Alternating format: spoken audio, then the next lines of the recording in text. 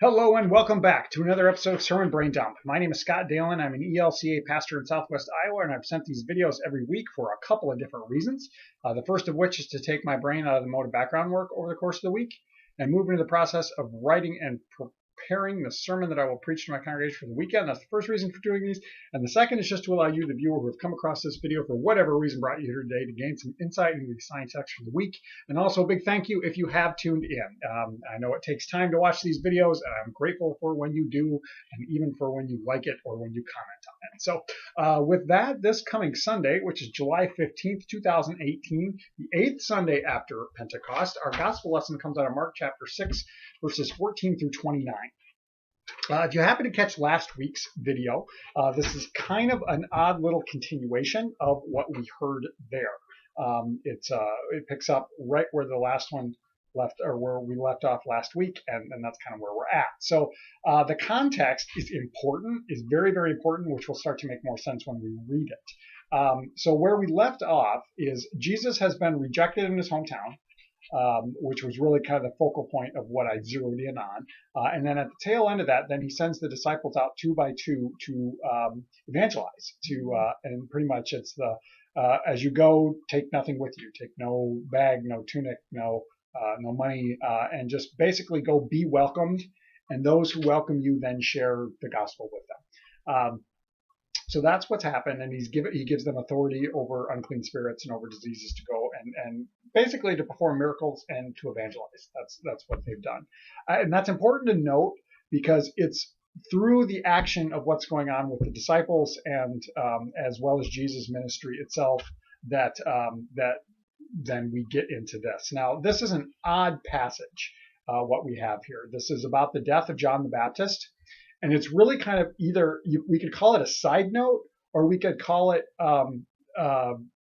like a narrative or narration of the background thoughts. But basically, what's going on here is in the death of John the Baptist, which would have happened earlier. We hear very, very early on in Mark's gospel, within the first chapter, that John is arrested by Herod. And that's when Jesus really, when his ministry around Galilee especially, really kind of picks up. So the arrest of John, which we hear about here, or sort of hear about here, and then the death of John, which we do hear about here, are really kind of the focal point. And interestingly enough, Jesus is not even mentioned.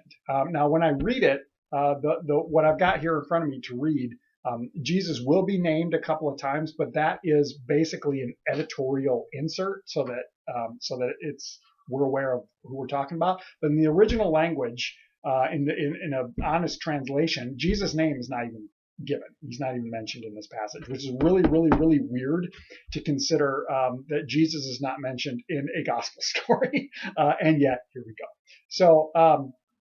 So essentially, yeah, and I think I've kind of already said it, but I'll say it again. This passage, strange as it is, and there's a lot of crazy stuff going on here, is pretty much an editorial side note. So we find out the fate of John the Baptist and what happened to him and so on and so forth. So I'm going to go ahead and jump into it now. So that's where we're at. So again, Jesus and his disciples have been going around Galilee.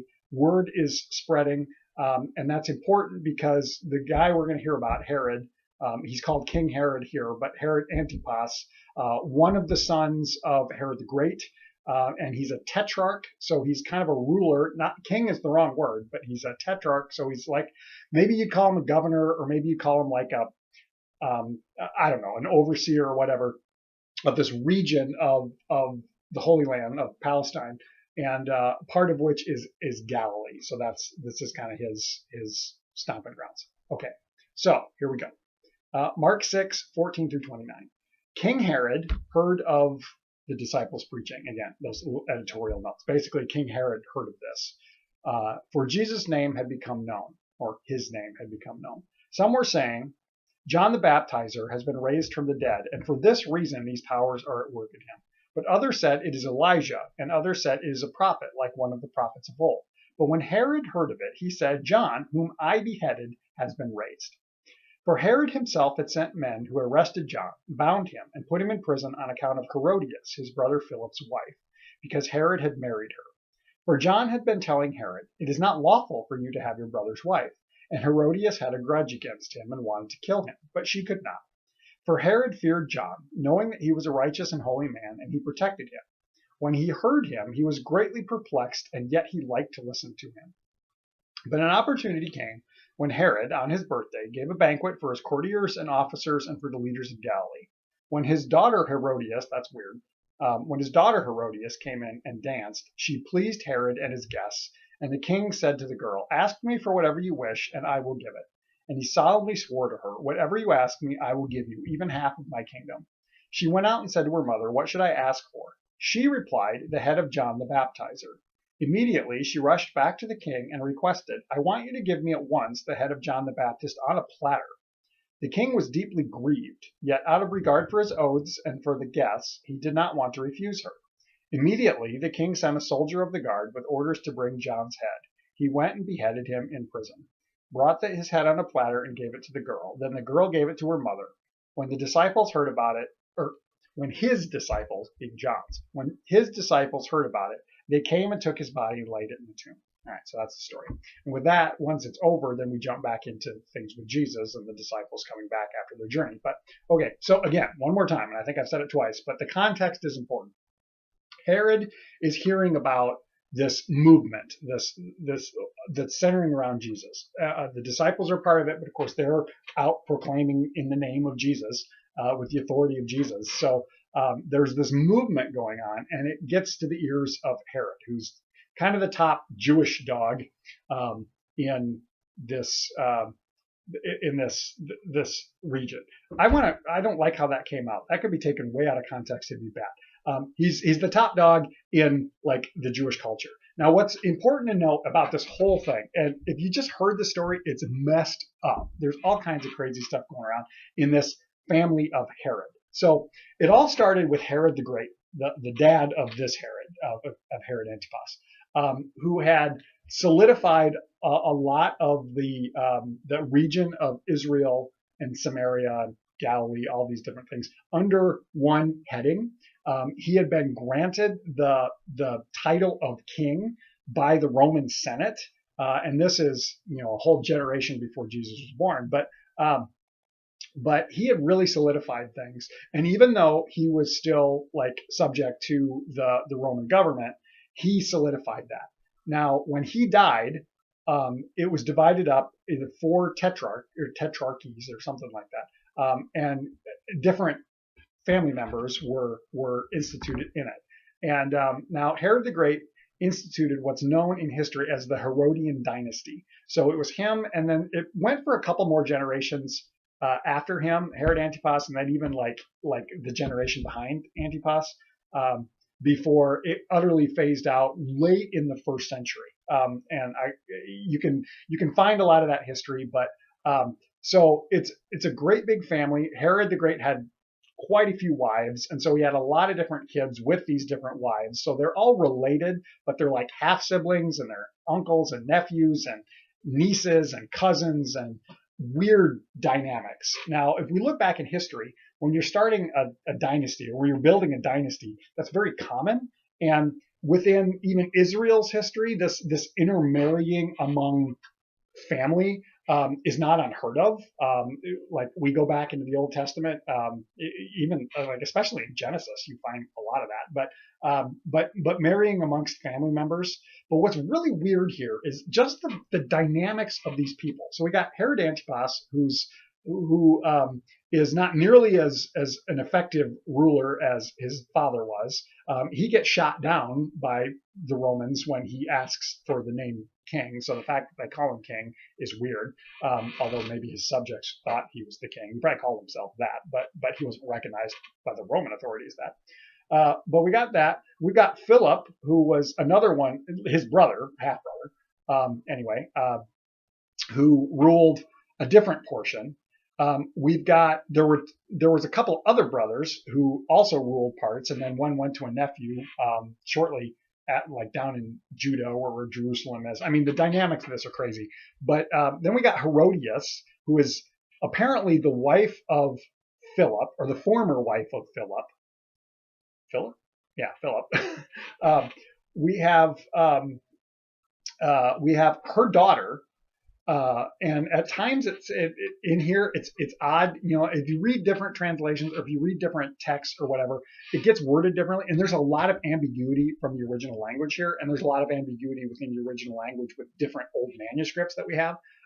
So we some will say that it was Herod's daughter that was in there dancing for them. It was probably actually his stepdaughter, the daughter of Herodias. It calls her Herodias at one point here. Other sources call her Salome. But so we have Herod, who has married his former sister-in-law, who we think also may have been his niece, or it may have been his cousin. But it was, John calls it unlawful because it's likely that when they're married that Philip was still alive. At one point Philip dies, but it's probable that he was still alive at least when they were married and when John criticizes them. So we've got all these weird, funky, royal, oddball, half sibling, whatever dynamics that are at play, which to me and to us today sounds just wacko. But would have been somewhat common there, and especially when you're talking about like royalty, because there's for whatever reason there was more of that dynamic at that point. But there's also the idea that the Herods, the Herodian dynasty, they were Jewish, they were raised Jewish, but all accounts say they basically only kind of practiced Judaism when it was convenient for them, that it wasn't necessarily like their common lifestyle. And so to live by the law would have been probably like secondary to them. But at the same time, the cultural and the religious are tied very, very closely together. And so for John the Baptist to call them out on the basis of Jewish law, that could be dangerous, and could be seen as a political threat. And is that why John is originally arrested? Yeah, probably. Herodias, whatever the heck her dynamic is, whatever the heck her power struggle is, and it would seem that she's got a little bit of a power trip going on here too, with all the crazy stuff. She's got a grudge against him. And then there's the daughter, whatever her name is, whether she's Herodias as well, or Salome, or whatever her name is. And we wonder what the situation is with her. There's definitely some pretty thinly veiled innuendo going on here with the whole, like, she came in and danced for Herod and for all of the other like Galilee bigwigs that are there with him, and pleased him. There's definitely some sexual overtones going on, or undertones, whatever you want to call them there. We don't know, was she like this little girl who was just in there dancing and it made him so happy? Maybe, but probably not. Was she older?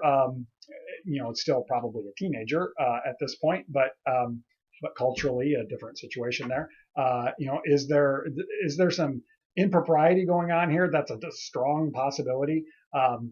Is this even more, like, for lack of a better word, gross, because it's Herod's either daughter or stepdaughter, and if that's going on, holy cow, that's nuts. And why is he even allowing her in this situation? Why is Herodias, the wife, allowing her in this situation? They're the people who should be protecting her. Or is she, and I don't want to put airs on, but these are all the questions. Is the daughter herself maybe willingly participating in this? Because even she ramps the things up. When Herodias says, go ask for John the Baptist's head, she says, let's ramp it up one more step, bring it on a platter. Maybe she's got some angst going on here too. We don't know. All we know is it's drama like crazy. So much drama that's going on here. Now, I've talked about that for quite a while, and I should really kind of cut it off because I'm getting rather long-winded. But so this is all happening. And then in the end, all of this stuff comes around to the death of John the Baptist. And who do we want to zero in on? Like, who is at fault? And maybe there's countless people who are at fault. Maybe this is what happens when those who are have power perceived to take more power, or those who think they have power want to try and put it on display. That kind of seems to be what Herod's doing here. I don't think Herod wants to kill John, and yet he has to save face, like, oh, I made these oaths, so either I'm going to look really weak or I got to kill this dude who's innocent. And that's what happens. So do we look at this from the perspective of what happens when those in power use it, and abuse it, and it harms the innocent, and harms the weak, it harms those without a voice. Don't worry about my phone ringing. I'm not going to answer it, and we'll worry about that later. So that'll stop ringing here in a second. All of this is happening now. What's really weird is where this is at in the gospel. We're in chapter 6, and we hear about John's imprisonment in chapter 1. So why didn't Mark write this right away at the same time? So Mark was imprisoned, and then we have this story. Why put it in the midst of everything going on? And there's a lot of different ideas of why that is. The connection with what Jesus is up to and what will eventually happen to Jesus, where there's a lot of similarities, and we can go into that. And I think there's some truth there. But what I'm really drawn to is the oddity that in the midst of all of this, again, it's the gospel, and Jesus is not even mentioned. He's not called by name. Disregard, again, the editorial things in this. Jesus is not called by name. How can we have a gospel when that's the case? And the crazy thing about the Bible, oftentimes, if we read it and we really pay attention, there is as much in the Bible that is aimed at the apparent absence of God, or the distance of God, as there is of God's presence and God coming among us. And yet, the context of all of this whole thing, is remembering that God did choose to come among us as one of us. And in the midst of this messed up, broken, crazy reality, Jesus is still there in the background, even if we don't see him, even if we don't hear about him. That doesn't mean God's not there. And that's the direction that I'm going to take this sermon. That as crazy as this is, I mean, this is a soap opera in every sense of the word. This is the ultimate in family and political and social drama. And it's messed up, and people are harmed. Innocents are harmed or lose their life in this case. People are taken advantage of. People are conniving and behind the scenes and all kinds of crazy stuff. And yet this is what God comes into to do something about it. That's the direction I'm going to go. I got to figure out how to do that. But that's where I see some gospel in the midst of this horrible story. If you have thoughts or questions or comments, throw them down in the comment section. I'd love to hear from you and get your take on this, because it's a weird one. Otherwise, I hope you have a blessed week, and we will catch you next time.